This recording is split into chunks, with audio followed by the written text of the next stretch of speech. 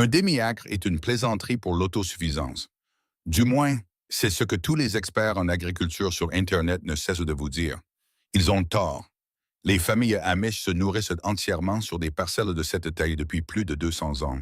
Œufs, viande, lait, miel, lutte contre les nuisibles, engrais de jardin. Tout cela grâce à 7 animaux que la plupart des propriétaires modernes n'ont même jamais envisagé d'élever ensemble. Et voici ce dont personne ne parle.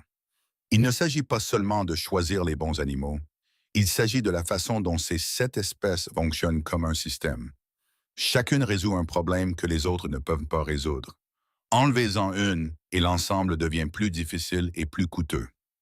Aujourd'hui, je vais vous montrer les 7 animaux exacts que les familles Amish élèvent sur un demi-acre.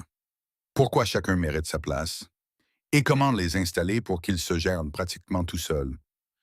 À la fin de cette vidéo, vous aurez un plan complet pour nourrir votre famille sans un seul passage à l'épicerie pour les œufs, la viande, le lait ou le miel.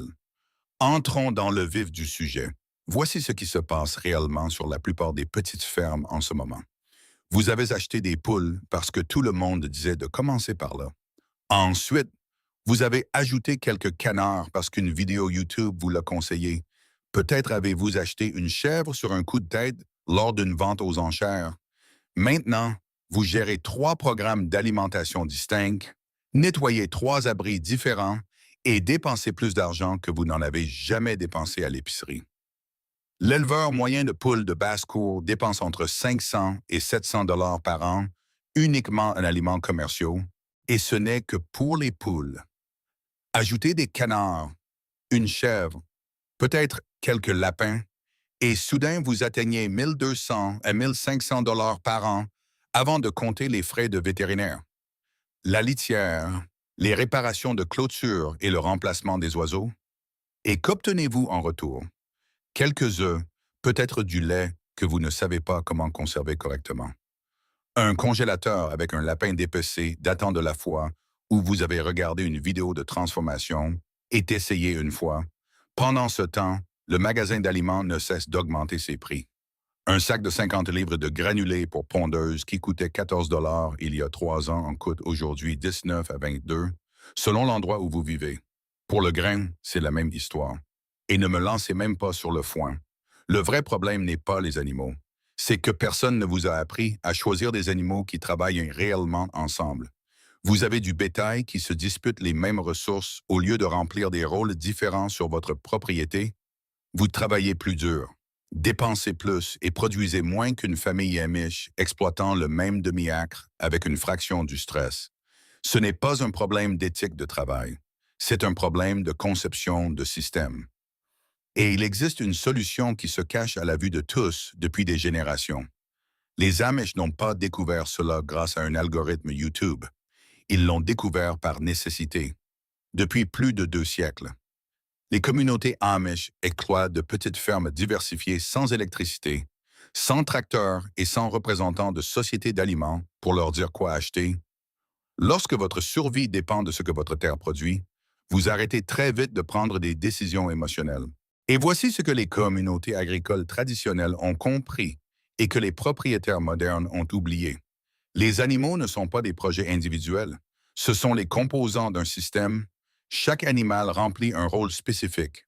Source de protéines, produits laitiers, lutte contre les nuisibles, fertilité du sol, pollinisation, génération de revenus. Empiler les bons animaux ensemble. Et ils réduisent automatiquement les coûts les uns des autres. Le fumier de poule nourrit le jardin. Les restes du jardin nourrissent les lapins. Les crottes de lapins retournent directement dans le sol. Les chèvres débroussaillent ce qui étoufferait autrement votre pâturage. Les canards éliminent les nuisibles qui détruiraient vos rangées de légumes. Les abeilles pollinisent tout et augmentent les rendements de 30 à 50% sur toute la ligne. Ce n'est pas une théorie de permaculture à la mode.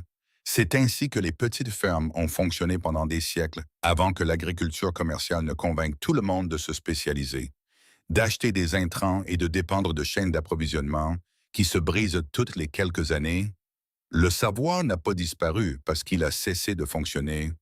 Il a disparu parce qu'il a cessé d'être rentable pour l'entreprise qui vous vend des aliments, des produits chimiques et de l'équipement. Mais les Amish n'ont jamais reçu ce mémo. Ils ont continué à faire ce qui fonctionnait. Et ce qui fonctionne, c'est un ensemble d'animaux soigneusement choisis, chacun méritant sa place sur une terre limitée. Aujourd'hui, vous recevez ce plan exact. 2. Les poules pondeuses.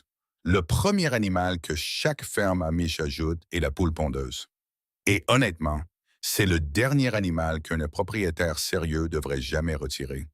6 poules, c'est tout ce dont vous avez besoin. 6 oiseaux produisent environ 1800 à 2000 œufs par an pour une famille de 4 personnes. Cela couvre le petit déjeuner chaque matin avec des surplus pour échanger, vendre ou offrir aux voisins. Mais les Amish n'élèvent pas les poules comme la plupart des gardiens de basse-cour. Pendant la journée, ces oiseaux errent librement. Ils grattent l'herbe, chassent les insectes, dévorent les restes de cuisine et les déchets du jardin.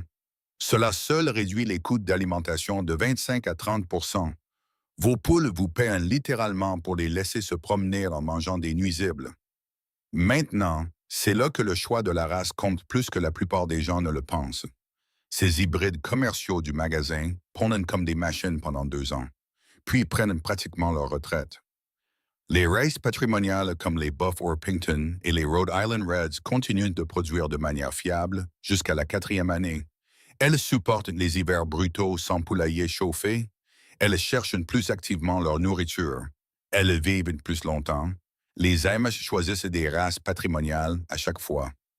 La fiabilité bat la production de pointe lorsque votre objectif est des décennies de nourriture, pas un sprint de 2 ans. Une poule coûte environ 15 $ par an à nourrir dans un système de plein air. Elle rapporte 50 $ ou plus en œufs.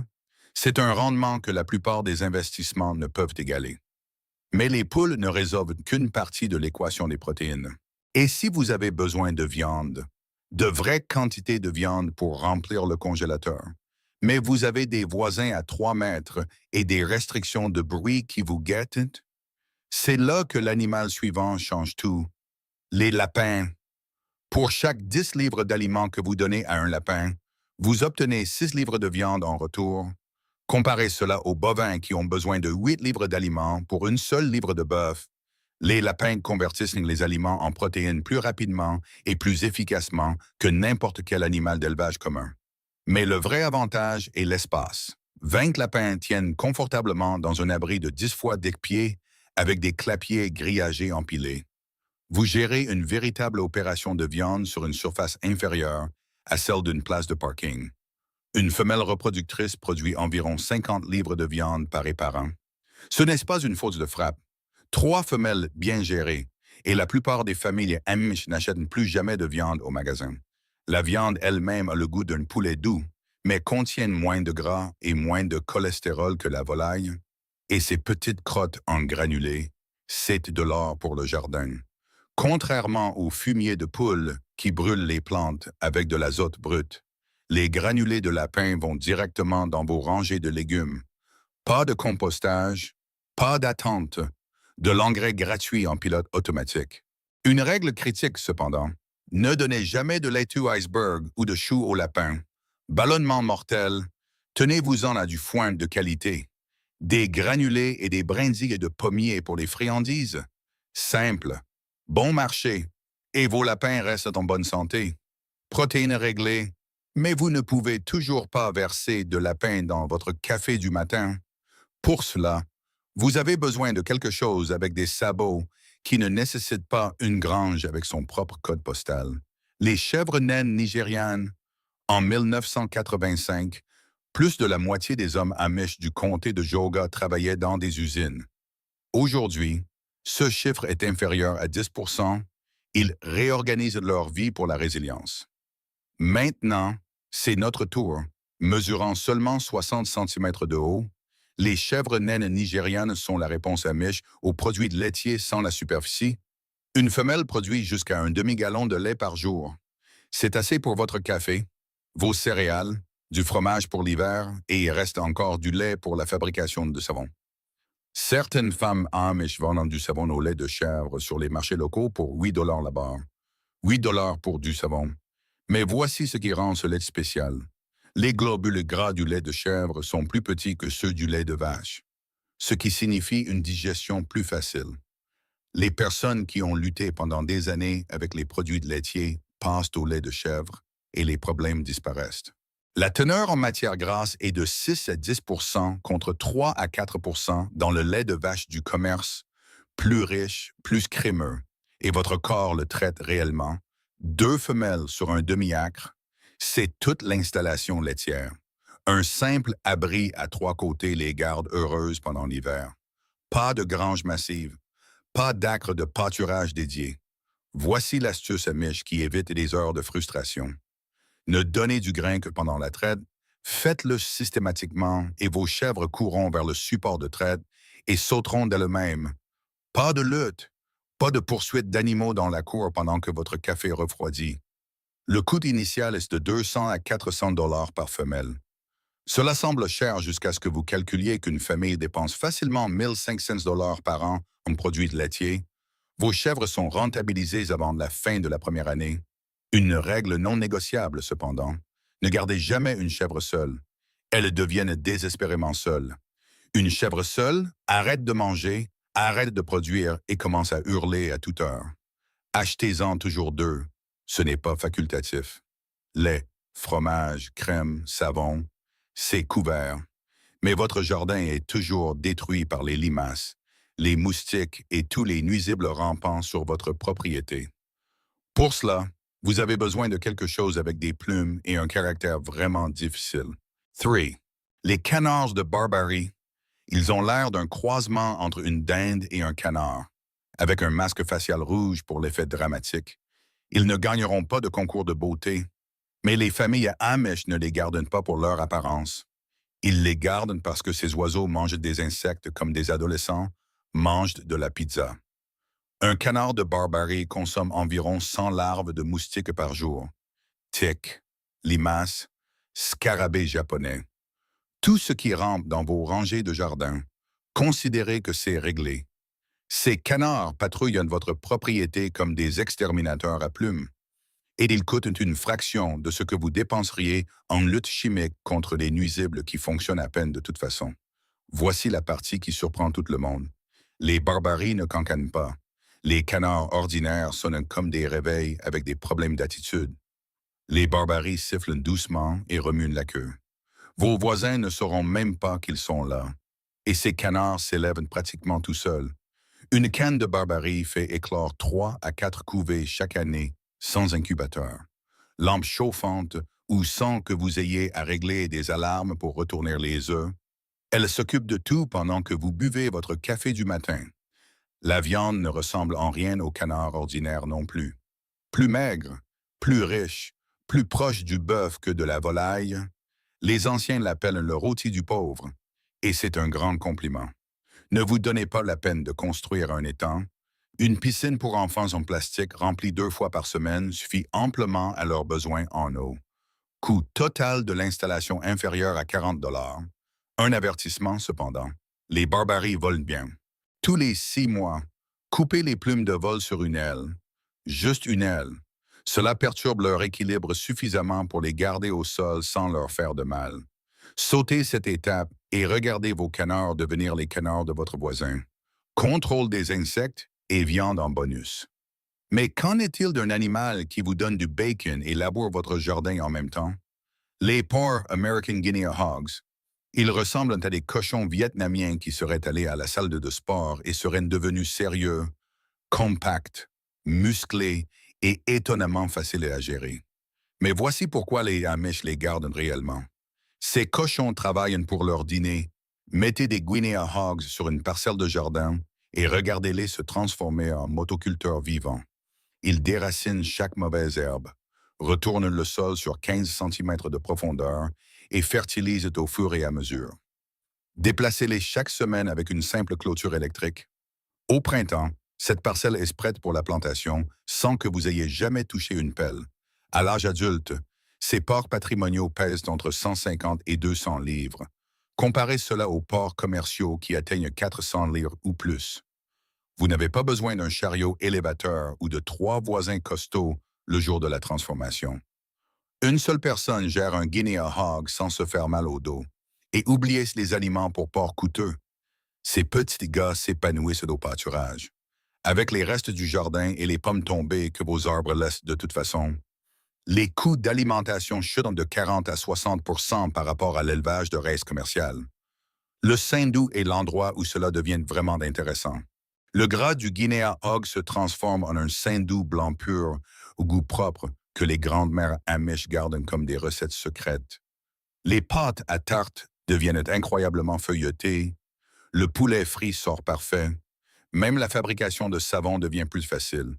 Un couple reproducteur produit 6 à 8 porcelets 2 fois par an. Cela représente potentiellement 16 porcs par an à partir de 2 animaux. Votre congélateur se remplit de bacon, de jambon et de saucisses alors que vous avez encore des surplus à vendre ou à échanger.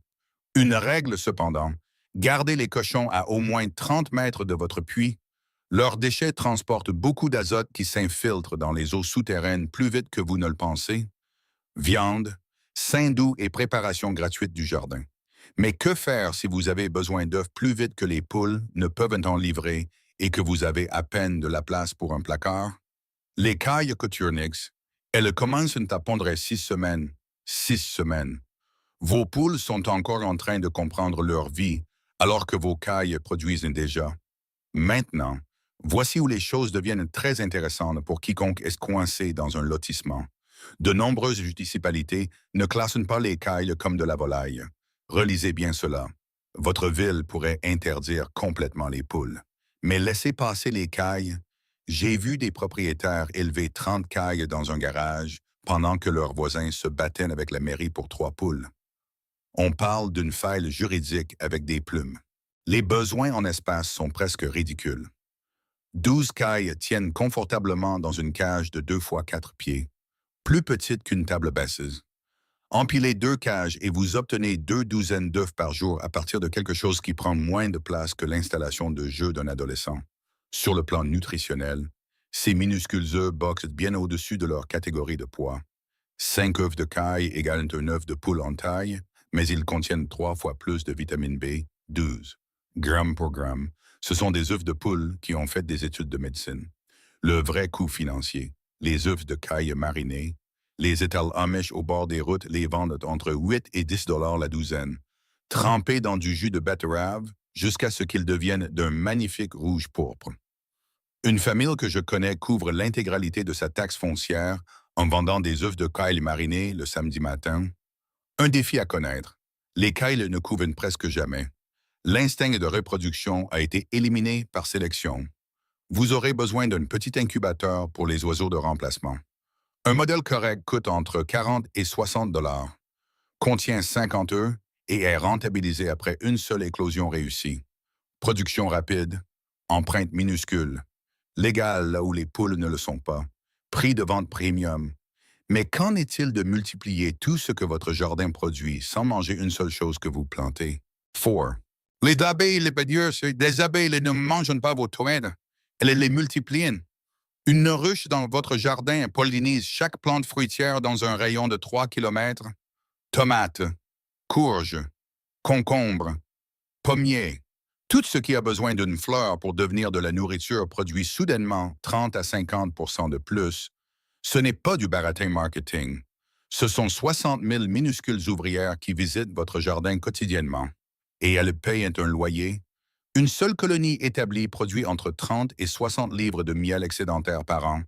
Excédentaire, c'est après que les abeilles ont gardé ce dont elles ont besoin.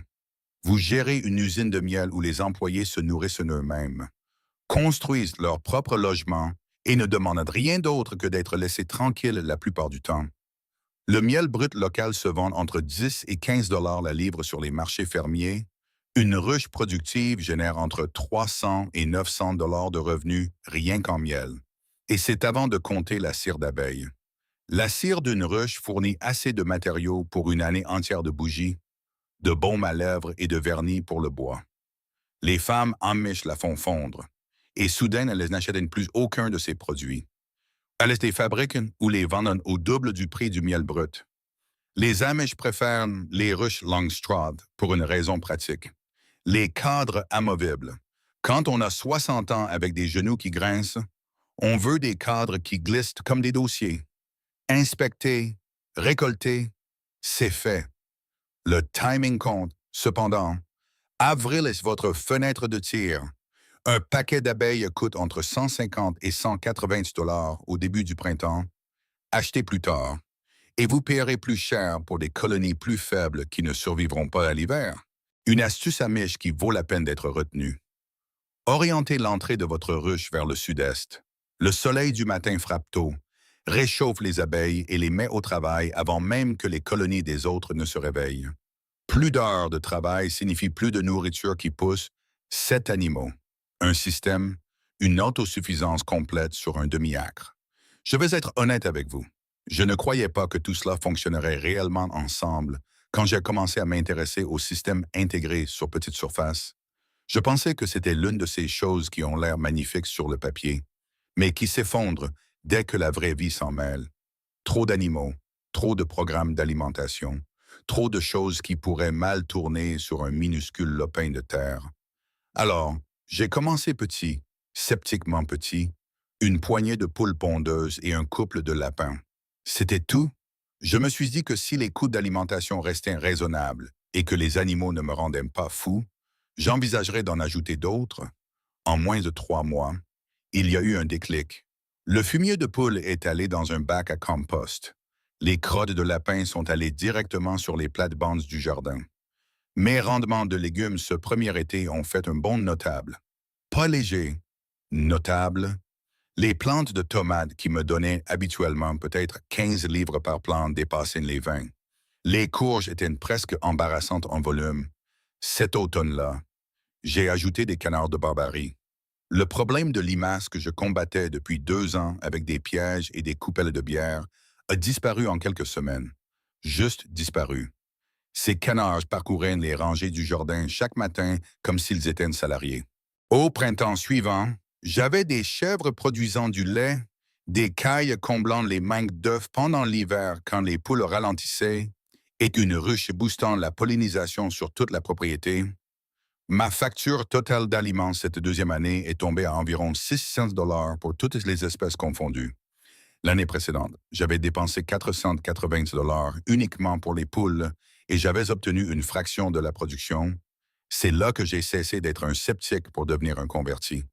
Le système fonctionne parce que les animaux se soutiennent mutuellement. Enlevez une pièce et les coûts augmentent. Gardez-les tous et l'ensemble fonctionne pratiquement tout seul. Imaginez votre propriété dans 2 ans. Vos poules produisent en plus d'œufs que votre famille ne peut en manger. Vos lapins remplissent le congélateur 2 fois par an sans un seul passage chez le boucher. Vos chèvres vous donnent du lait frais chaque matin qui a meilleur goût que n'importe quoi en carton. Vos canards patrouillent dans le jardin pour que vous n'ayez jamais à pulvériser un seul produit chimique. Vos cailles couvrent de la taxe foncière avec les ventes du samedi matin. Vos abeilles boostent chaque plante fruitière de la propriété tout en générant des revenus de miel pour lesquels vous avez à peine besoin de travailler. Votre facture d'aliments reste stable parce que les déchets de chaque animal nourrissent le système d'un autre animal. Le tas de compost se gère tout seul. Le jardin produit plus de nourriture chaque saison parce que le sol continue de s'améliorer. Vous arrêtez de vérifier les prix à l'épicerie parce qu'ils n'ont plus d'importance. Les problèmes de chaîne d'approvisionnement deviennent quelque chose que vous regardez aux informations, pas quelque chose que vous ressentez dans votre cuisine. C'est ce que les Amish ont construit discrètement depuis des générations. Pas une ferme de fantaisie qui rend bien sur les réseaux sociaux. Un système fonctionnel qui nourrit une famille, génère des revenus et devient plus facile chaque année au lieu de plus difficile. Un demi-acre, 7 animaux, une indépendance complète. Lequel de ces 7 animaux allez-vous ajouter à votre propriété en premier? Dites-le moi dans les commentaires. Je lis chacun d'entre eux et je partagerai avec quoi je l'associerai pour bien démarrer votre système. Dans la prochaine vidéo, je révèle le système d'alimentation oublié qui réduit vos coûts de bétail de 50% en utilisant des plantes que la plupart des gens arrachent de leur jardin comme des mauvaises herbes. Vous allez vouloir voir ça. Votre demi-acre n'est pas trop petit. Vous ne l'avez simplement pas encore aménagé comme les Amish. Maintenant, vous savez comment faire. Si cette histoire a changé votre regard sur le potentiel d'un petit terrain, abonnez-vous et aimez la chaîne.